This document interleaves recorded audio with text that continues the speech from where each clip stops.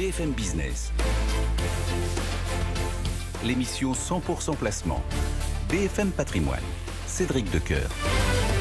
C'est la deuxième heure de BFM Patrimoine. On vous accompagne jusqu'à midi et on commence comme chaque heure par une plongée au cœur des marchés. C'est Thibaut François qui nous accueille chez Fastea Capital. Bonjour Thibaut. Bonjour Cédric. Qu'est-ce qu'on se dit ce matin sur les marchés? C'est vrai qu'on a un petit peu de mal, on va dire. Les volumes sont encore assez peu étoffés. Quelle est la tonalité des échanges ce matin? Écoutez, quelques prises de bénéfices sur le marché, ce qui est plutôt sain. On perd 0,6 sur l'indice CAC 40 avec un petit peu de volume, un tout petit peu moins de 700 millions d'euros d'échangés sur le CAC 40. Donc c'est pas si mal à 11 heures. Le marché reste quand même en hausse de plus de 2% depuis le début de l'année. Donc bon, rien de dramatique. Ça se fait plutôt en bon ordre. Ce qui on peut mettre en lumière ce matin, c'est plutôt des bonnes nouvelles d'ailleurs. On a Airbus qui gagne 0,7%.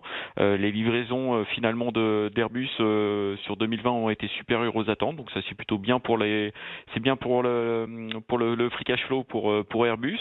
En plus on a JP Morgan qui passe à surperformance sur le dossier, donc ça réagit bien ce matin.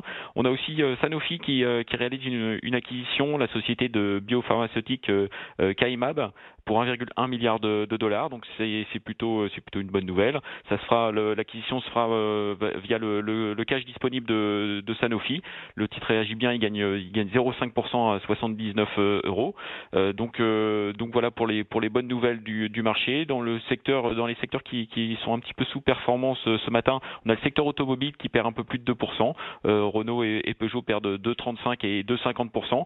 C'est une semaine importante pour Renault avec le nouveau plan stratégique qui va être annoncé jeudi par Luca De Meo. Donc, un gros morceau.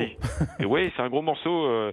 C'est un petit peu ce que reproche le marché depuis quelques mois sur Renault. Et donc on a un écart de performance entre Peugeot et Renault qui est extrêmement important depuis 18 mois.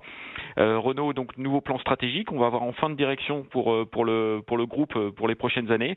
On risque de parler de rationalisation de la gamme. On risque de parler aussi de la partie électrique de la gamme Renault, avec toujours une baisse des coûts qui sera un sujet important pour le plan stratégique de Renault. En tout cas, on en saura plus jeudi et le marché est vraiment particulièrement attentif par rapport à tout ça.